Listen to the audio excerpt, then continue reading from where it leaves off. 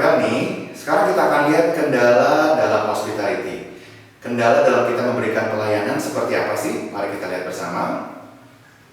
Pertama adalah lack of individual atau kekurangan individu pada sumber daya manusianya. Pertama adalah kurangnya pengetahuan.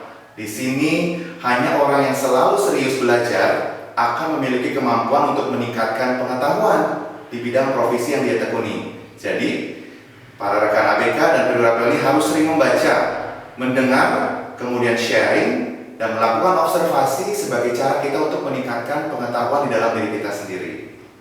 Baik rekan ABK dan perwira Pelni, kemudian kita lihat kendala yang kedua ya, yaitu kurang terampil ya.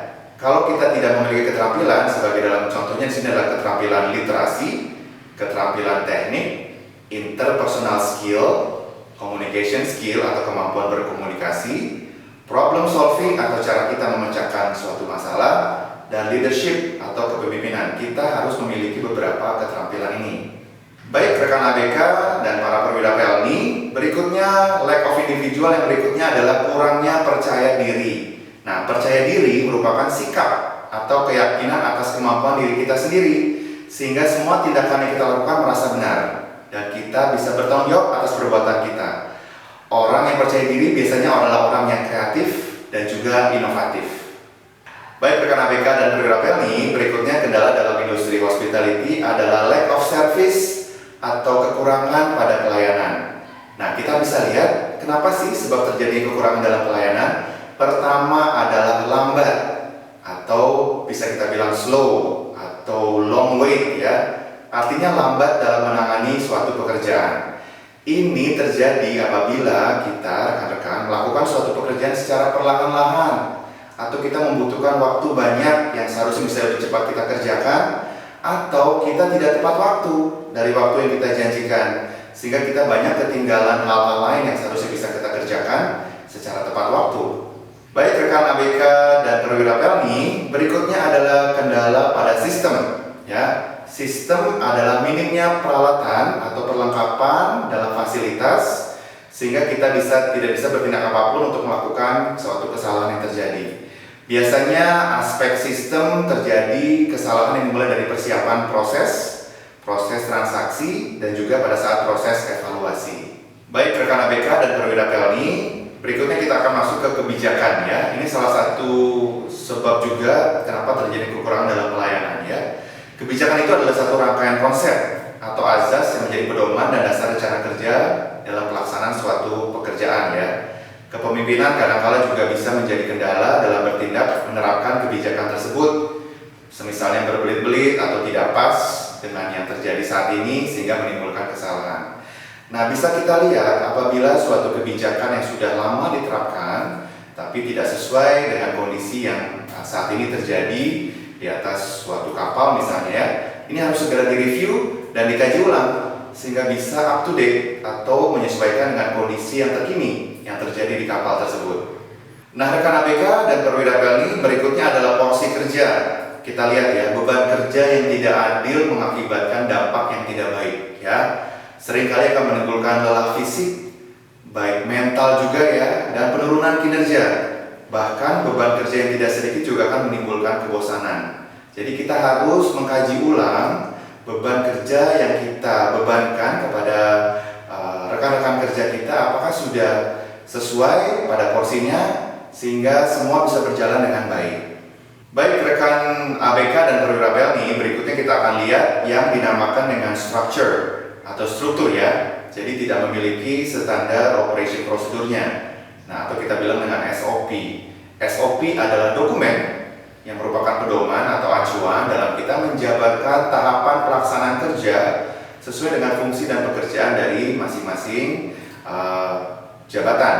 Kemudian manfaat SOP juga membantu Anda untuk bekerja tidak bergantung pada intervensi dalam pelaksanaan proses pekerjaan sehari-hari.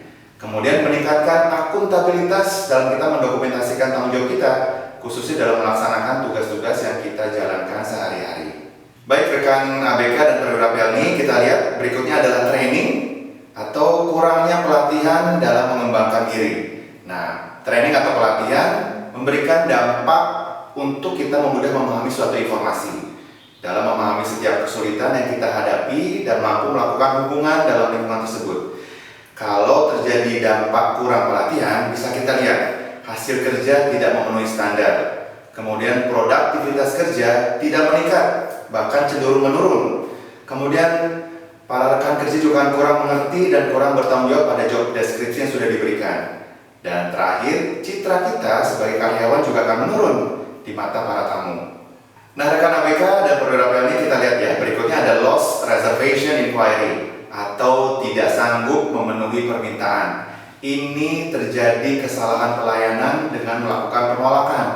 Jadi, apabila diberikan satu tanggung jawab, kita menolak tanpa ada alasan yang kurang jelas ya. Jadi kita harus bisa menghindari lost reservation inquiry. Baik rekan ABK dan perwira PLN, kita akan lihat hasil dari penerapan hospitality yang kita terapkan dalam pekerjaan kita sehari-hari. Yuk kita lihat bersama.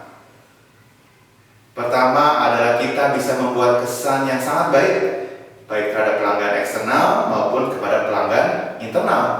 Kemudian kita membangun sikap rasa saling hormat, baik kepada pelaku maupun penerima jasanya di bidang hospitality tersebut.